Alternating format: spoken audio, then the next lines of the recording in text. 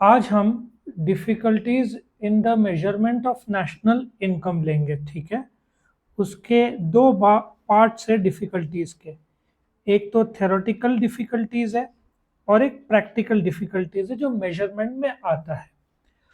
Theoretical जो difficulties है वो कंसेप्चुअल रिलेटेड है। प्रैक्टिकल डिफिकल्टीज काउंटिंग के टाइम में जो दिक्कत आता है उसके रिलेटेड है। तो अभी हम क्या करेंगे, दोनों का कंसेप्ट जानेंगे। सो फर्स्ट है ट्रांसफर पेमेंट।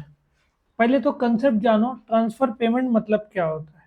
ट्रांसफर पेमेंट मतलब तुमको पैसा मिला है बट तुमने काम नहीं किया है।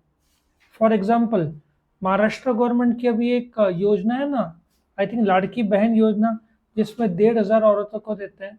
That is transfer payments. या किसी को पेंशन मिला, ठीक है, ट्रांसफर पेमेंट में बेरोजगारी का पैसा, पेंशन।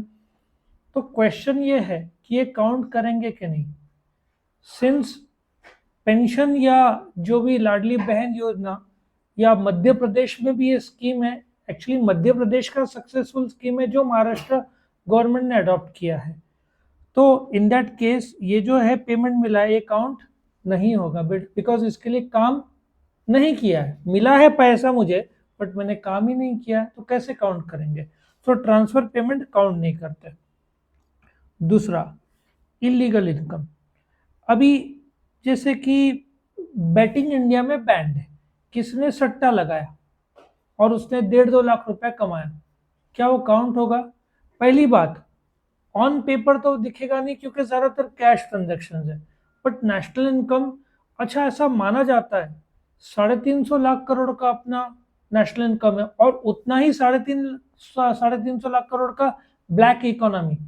ब्लैक इकोनॉमी का एक और नाम क्या है, पैरेलल इकोनॉमी। वहां पैसा चलता है, तो ये काउंट नहीं करते क्योंकि हिसाब में आएगा ही नहीं। Theft, smuggling. तीसरा, unpaid service. Let us take few examples. एक हाउसवाइफ है, ठीक है, सपोज वो घर पे खाना बनाती है, चाय नाश्ता खाना, क्या वो काउंट करेंगे। The answer is no. लेकिन सेम हाउसवाइफ यदि मेस चलाती है जिसमें वो मंथली 2-3-4 हज़ार रुपए लेती है, अब काउंट करेंगे क्या, काउंट करेंगे। सेम इलेक्ट्रिशियन ले लो, वो बाहर जाके सर्विस देता है, क्या उसको पैसा मिलेगा। The answer is yes. But घर का इलेक्ट्रिसिटी का नहीं। Same teacher in college, he gets salary, but same teacher teaching his child, no. So हर एक का आंसर जब काउंट होता है तो हम देखेंगे कि वो किस प्रकार से है। लव अफेक्शन पे से है तो द आंसर इज नो। कीमत ले रहे हैं, एक्सचेंज वैल्यू है, ट्रांजेक्शन है, then the answer is yes. Production for self consumption. एक फार्मर है, 100 किलो का अनाज है, 60 किलो मार्केट में बेचता है, 40 किलो खुद के लिए उगाता है। अब क्या करेंगे, काउंट करेंगे नहीं करेंगे। 60 किलो ही काउंट करेंगे। नहीं, मैंने लास्ट टाइम लेक्चर में बताया था पूरा, क्योंकि वो देश का आउटपुट है। मैंने मार्केट से लिया होता तो भी तो कीमत पड़ा होता ना। तो ये बहुत इंपॉर्टेंट है, सेल्फ कंजम्पशन वाला आउटपुट भी काउंट करते हैं क्योंकि वो देश का आउटपुट है। इनकम ऑफ फॉरेन फर्म्स, यहाँ पे बहुत कॉम्प्लेक्सिटी आता है। अभी देखो, इसका ह्यूंडई का आ रहा है ना, करीबन 28,000 करोड़ का आईपीओ, ठीक है। तो क्या वो काउंट करेंगे कि नहीं, द आंसर इज वो काउंट करेंगे। लेकिन अब वापस दिक्कत आएगा, यदि वो इंडिया से कुछ लेकर गए तो क्या करना है। तो ऐसे बहुत सारे कॉम्प्लेक्स चीजें हैं जो हमको देखना पड़ता है, ठीक है। Next, valuation of government services. जैसे government law and order, defence, public administration, इसके लिए खर्चा करता है। तो यहाँ बहुत डिफिकल्टीज आता है जब गवर्नमेंट सर्विस करता है। अब डिफेंस के इक्विपमेंट बनाए, तेजस फाइटर जेट्स इंडिया में बनाते हैं, ब्रह्मोस मिसाइल बनाते हैं, क्या वो काउंट करते हैं, नहीं, क्योंकि उसका बोलते हैं ना वो एक ट्रिगर में खत्म हो जाता है, तो वो काउंट नहीं करते। बहुत कॉम्प्लेक्स है, नेशनल इनकम दिखता है लेकिन इट इज वेरी कॉम्प्लेक्स। तो काउंट करेंगे, तो काउंट करेंगे because we are receiving money from it. हालांकि हम फाइटर जेट तेजस का एक आध दो इंडोनेशिया या कहीं से ऑर्डर आएगा। ब्रह्मोस के ऑर्डर अपने को बहुत अच्छे हैं, हमने फिलीपाइंस को दिया है, और भी बहुत सारे देश इंटरेस्टेड है। हमारा डिफेंस सेक्टर बहुत जोरों में, हम इंपोर्टर थे और अभी हम एक्सपोर्टर बन गए हैं। अगले 2-4 साल में हम डिफेंस के टॉप के एक्सपोर्टर बन जाएंगे। चेंजिंग प्राइस लेवल सबसे डिफिकल्ट कंसेप्ट है, क्योंकि इफ तुम बारिश के टाइम में प्याज का ले लो, क्या चल रहा है किलो का बादाम, 60-80 रुपीज तक चला जाता है। अब जैसे ही ठंडी आएगा नवंबर दिसंबर, वही प्याज आपको 10 रुपए 20 रुपए किलो मिलेगा। तो जो दाम स्टार्टिंग में था और जो दाम बाद में है और जो प्राइस बदला, तो अगेन उसका एक टेक्निक है, ठीक है ना। एक मार्केट वैल्यू पे निकालते हैं नेशनल इनकम, ठीक है, एक मार्केट वैल्यू पे होता है, और एक कंसेप्ट है जिसको हम रियल वैल्यू बोलते हैं, जिसका क्वांटिटी इस साल का बट प्राइसिंग 2-3 साल पुराने का। वो एक तरीका है निकालने का, अगेन वो बताने जाओ तो बहुत टाइम लगेगा, लेकिन बोलने का तात्पर्य है कि इफ तुम 20 साल पहले का नेशनल इनकम और अभी का कंप्यूट करोगे तब तो प्रॉब्लम होगी, क्योंकि 2004-5 में पेट्रोल का दाम 30 था, आज 100 है। सो 3 गुना नेशनल इनकम तो पेट्रोल की वजह से ही बढ़ा हुआ है। तो वो सही तरीका नहीं है। तो उसके लिए इस साल का क्वांटिटी मल्टीप्लाई बाय 3-4 साल पहले का प्राइस और इस साल का market value. So national income market value के हिसाब से भी आएगा और इस साल का क्वांटिटी पिछले साल का प्राइस तो रियल वैल्यू से भी आएगा। अब नेक्स्ट प्रैक्टिकल डिफिकल्टीज लेते हैं। ये प्रैक्टिकल डिफिकल्टीज आना है मतलब आना ही है। क्यों? अभी जैसे मैंने बताया, एक कार में मर्सिडीज बेंज एस क्लास में 60,000 पार्ट्स है, तो आप 60,000 पार्ट्स वाले कंपनीज जो बनाते हैं उसको नहीं करेंगे काउंट, वो मर्सिडीज का काउंट करेंगे। लेकिन इसमें प्रॉब्लम क्या है, टायर की कंपनी है, टायर की कंपनी मर्सिडीज को भी बेच रही है, लेकिन मार्केट में भी जैसे सिर्फ टायर की दुकान को बेच रही है, तो सेग्रीगेट करना पड़ेगा ना। अब सपोजली 10,000 का रेडियल टायर है, ठीक है, वो मर्सिडीज को दिया जा रहा है, मर्सिडीज में कीमत में काउंट हो रहा है, तो मर्सिडीज का फाइनल वैल्यू के तौर पर उसको काउंट करेंगे। तो टायर 10,000 काउंट नहीं करेंगे। लेकिन वो टायर जब इंडिपेंडेंटली बेच रही है कोई टायर कंपनी को, not the Mercedes, tyre company को, मार्केट पर टायर के दुकान रहते ना, तो काउंट करेंगे वो, क्योंकि डबल काउंटिंग नहीं होता। सो ये बहुत प्रॉब्लम आता है इधर डबल काउंटिंग का। अब यहाँ पे एग्जांपल बेकरी प्रोडक्ट का दिया है। जो रॉ मटेरियल आता है बेकरी का, मेन रॉ मटेरियल क्या है? मैदा, आटा, जो गेहूं का आटा, और एक मैदा। मैदा सस्ता पड़ता है, गेहूं महंगा पड़ता है। सो आप बेकरी का 90% इज मैदा। अनलेस वो लोग आटे के बिस्किट बेचते हो तो 5% 4% यूज होगा, everything is maida. That is why bakery products harmful माना जाता है हेल्थ को, क्योंकि आप मैदा कंज्यूम कर रहे हैं जो कि हेल्दी नहीं काउंट करता। नॉन मोनेटाइज सेक्टर, अभी एक एग्जांपल ले लो, बहुत सारे फार्मर्स बहुत मुश्किल से जी रहे हैं, कमाते हैं लेकिन ज्यादातर घर के लिए यूज करते हैं। अभी if you check the example of Poona, बहुत सारे मेस है, क्योंकि पूना क्या है, एजुकेशनल हब है, प्रोबेबली इंडिया का बेस्ट एजुकेशनल हब पूना ही है। वहां पे आपको एक से एक वर्ल्ड क्लास मेस मिलेंगे, लेकिन बहुत सारे छोटे छोटे मेस मिलेंगे कि चल घर पे 8-10 लोग खाना खा के आए, वो लोग तो वो हिसाब में लेंगे ही नहीं, हो सकता है वो दिखाए ही नहीं इनकम टैक्स में। तो ऐसे बहुत सारे जो घरगुती पापड़ अचार बेचते हैं, हाँ प्रोफेशनली अपने ब्रांड जोड़ के बेचा तो बात अलग है, लेकिन बहुत सारे लोग, अभी कैरी का सीजन जब आएगा जनवरी में, जनवरी फरवरी मार्च, कितना सारा कैरी का अचार लोग बेचते हैं।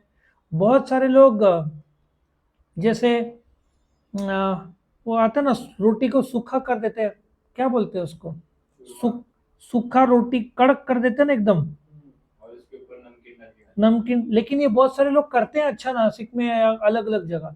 वो लोग कितना का बेचेंगे, दिन का 100 रुपए 200 रुपए, घर चल जाता है, काफी है। सो ये काउंट होना चाहिए बट होता नहीं है। ये बहुत अच्छा बिजनेस है, बहुत लोग करते हैं, क्योंकि मार्केट में जो मिलते हैं ना वो बहुत महंगे मिलते हैं। इन लोग का क्वांटिटी, मेहनत बहुत है इसमें, खाकरा बोलते हैं एक्चुअली इसको, स्मॉल स्केल है ना वो सर। बहुत स्मॉल स्केल। लेकिन ये नेशनल इनकम में काउंट होना चाहिए क्योंकि इसका एमआरपी वैल्यू लिया जा रहा है।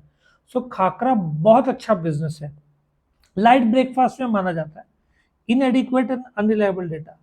अच्छा, एक वकील ले लो, उसने 8 लाख का धंधा किया बट इनकम टैक्स में 5 लाख दिखाया, तो 3 लाख तो दिखाया नहीं। सो अनरिलायबल, इनएडिक्वेट, उसने इंफॉर्मेशन गलत दिया तो गवर्नमेंट को गलत जाएगा, तो गवर्नमेंट 5 लाख रुपए काउंट करेगा, 3 लाख तो काउंट होगा ही नहीं, तो नेशनल इनकम। सो डेटा पब्लिक रिलायबल देगी तो हम डेटा करेक्टली काउंट करेंगे ना। तो लेकिन इसमें तो यही होता होगा ना कि जो गलत इनपुट मिलेगा उसके वो गलत के बेसिस पे ही डिसीजन आएगा ना। तो एक्चुअली इंडिया का नेशनल इनकम बहुत ज्यादा है, लोग इंफॉर्मेशन करेक्ट, सिर्फ मैन्युफैक्चरिंग वाले क्या है उनको देना पड़ता है इंफॉर्मेशन करेक्ट, लेकिन डॉक्टर ले लो, सीए ले लो, ये लोग 200 रुपए लेते हैं, पेशेंट्स आते हैं, वो थोड़ी 10 पेशेंट में से 3 या 4 पेटीएम करेगा, फोन पे करेगा, बहुत सारे लोग तो कैश देंगे, क्योंकि 200 रुपये बड़ा रकम नहीं है ये सब। अच्छा, डॉक्टर ने ईमानदारी से दिखाया तो बात अलग है, नहीं तो वो नेशनल इनकम में कम दिखेगा, टैक्स भी गवर्नमेंट को कम मिलेगा। ठीक है, अब नेक्स्ट प्रॉब्लम है डिप्रिसिएशन का। अपना देश में जो भी आउटपुट है 350 लाख करोड़, बनाते समय मशीन का इस्तेमाल होता है, मशीन का वैल्यू कम होता है इस्तेमाल करने से। सो डिप्रिसिएशन को पकड़े कैसे? बिल्डिंग का डिप्रिसिएशन अलग है, फर्नीचर का अलग है, मशीनरी का अलग है, मोटर कार का अलग है, मोबाइल फोन्स का अलग है। सो गवर्नमेंट को बहुत दिक्कत आती है, तो एक अंदाजन 5 से 60 तक का पकड़ लो, ये डिप्रिसिएशन काउंट करते हैं, जिससे वैल्यू जो कम होता है डिप्रिसिएशन, क्योंकि अल्टीमेटली टोटल जीडीपी पे, जीडीपी लेस जो भी जीडीपी होगा उसका एज अ परसेंटेज पकड़ लो, करीबन 5% बोल रहा हूँ, नजदीक नजदीक, उसमें और भी बहुत मल्टीपल डायमेंशन है। फिर कैपिटल गेन्स और लॉसेस, तुमने इंट्राडे में भी 25,000 कमाया, क्या वो काउंट होगा? The answer is no, paper wealth. अब शेयर बाजार में साल का 25 लाख कमाओ, बट वो नहीं काउंट होता है। हाँ, इनकम टैक्स में आपको सबमिट करना है, इनकम टैक्स में वो सबमिट करना है रिकॉर्ड, और झक मार के करना है, क्योंकि वो आपका ब्रोकर से भी जाएगा, बैंक से भी जाएगा, बहुत सारे डायमेंशन है, एनएसए बीएसए सब कनेक्टेड है आजकल, छुपा नहीं सकते, टैक्स भी भरना पड़ता है। अगेन शॉर्ट टर्म का अलग है, लॉन्ग टर्म का रेट्स अलग है, बहुत सारे उसमें चीजें हैं। फिर उसमें टैक्स प्लान कर सकते हैं आप, टैक्स कम भरना है तो। अभी इलिटरेसी एंड इग्नोरेंस, गरीब फार्मर्स को हिसाब रखने थोड़ी आता है कि यहाँ पे ये आउटपुट होगा तो निकाल के रखे, लिख के निकाले, वो लोग निकालेंगे और बस। अब प्याज का सबसे बड़ा प्रॉब्लम है, हर 2-3 महीने में प्याज आता है, लेकिन प्याज बड़ा मार्केट है इसलिए वो रखेगा, लेकिन व्हाट अबाउट छोटा छोटा जो गोभी ले लो, पत्ता गोभी, वो फार्मर निकालेगा, बेचेगा आज, 2-4 दिन 10 दिन में वापस वो उग जाएगा, तो फार्मर को ही पता नहीं है, तो वो हिसाब ही नहीं रखेगा, तो आउटपुट आना ही नहीं है करेक्ट। और वर्किंग पॉपुलेशन का क्लासिफिकेशन बहुत दिक्कत है, देखा जाए तो criteria should be above 14 and below 60। अब रिटायरमेंट एज का भी अपने देश में प्रॉब्लम है, अपने स्टेट गवर्नमेंट का 58 था, सेंट्रल गवर्नमेंट का 60 था। ठीक है, उसमें भी वर्किंग पॉपुलेशन में स्किल्ड, अनस्किल्ड, सेमी स्किल्ड।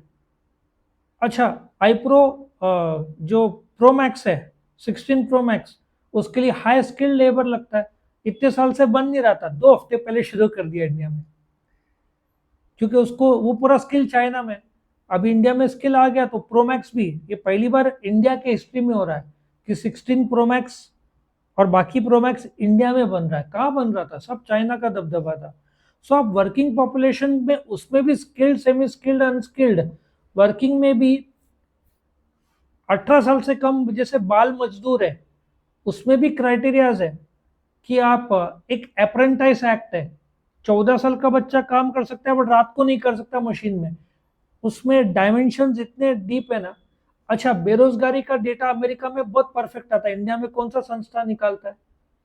आपको अनएम्प्लॉयमेंट के रिलायबल डेटा मिलना ही नहीं है, क्योंकि संस्था प्रॉपर, जैसे नेशनल इनकम सीएसओ है, मुझे लेबर का बताओ कौन डेटा निकालता है? तो डेटा निकालने का तरीका क्या है? नवे जो पीएफ है ना, प्रोविडेंट फंड में नए अकाउंट कितने खुले उससे अंदाजा आता है, लेकिन उससे करेक्ट अंदाजा आ ही नहीं सकता, क्योंकि 10,000 तक औरतों को माफ है और 7,000 तक, आई थिंक 6-7 हज़ार तक मर्दों को माफ है, तो जिसका पेमेंट औरतों को 8,000 है वो तो पीएफ में रजिस्टर होगी नहीं, तो डेटा एम्प्लॉयमेंट का दिखेगा ही नहीं। सो ऐसे बहुत सारे लफड़े हैं इसमें, इतने कॉम्प्लेक्सिटी और इतने है ना, तो अंदाजन रहता है। वैल्यूएशन ऑफ इन्वेंट्री, अच्छा पूरे देश का छोड़ दो, एक अकेले गोल्ड का दुकान ले लो, गोल्ड का दुकान एवरीडे प्राइस फ्लक्चुएट होता है। नो, मैंने खरीदा 75,000 में, बेच रहा हूँ 80,000 में, फेयर इनफ। लेकिन फिर नेक्स्ट डे का स्टॉक आया 77 में, फिर कम हुआ 76 में। ठीक है, अब ये इतने सारे वैल्यूएशन में मैंने खरीदे, इतने सारे वैल्यूएशन में बेचे, तो अब मैं काउंट कौन सा करूंगा? देखो 75 78 में मैंने 75 में एक खरीदा, एक 77 में खरीदा, बेचा 80 में।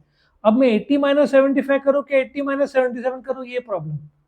Then FIFO method, LIFO method, HIFO method, weighted average, simple method, there are 10 different methods. Then मुझे वापस valuation of inventory accounting standard number 2 में जाना पड़ेगा, सीए के मॉड्यूल में। तो अगेन वैल्यूएशन ऑफ इन्वेंट्री बहुत ज्यादा कॉम्प्लिकेटेड है। तुमने जो दाम खरीदा था, जब पेमेंट किया, क्या दाम था, मार्केट वैल्यू, क्या पहले जो आया पहले गया, क्या रिसेंट जो आया वो, क्या एवरेज करूं, क्या highest price, highly complicated concept है वैल्यूएशन ऑफ इन्वेंट्री। ये सीए का बाकायदा इसका अकाउंटिंग स्टैंडर्ड है नंबर 2। तो आई होप यू अंडरस्टैंड, ये सारे डिफिकल्टीज आते हैं एग्जाम में। ये क्वेश्चन का रिलेवेंस बहुत ज्यादा है, 8 मार्क का भी डायरेक्ट आ सकता है, या 4 मार्क का थ्योरेटिकल डिफिकल्टीज, या 4 मार्क का प्रैक्टिकल डिफिकल्टीज, और 10 में से 6 पेपर में ही आएगा।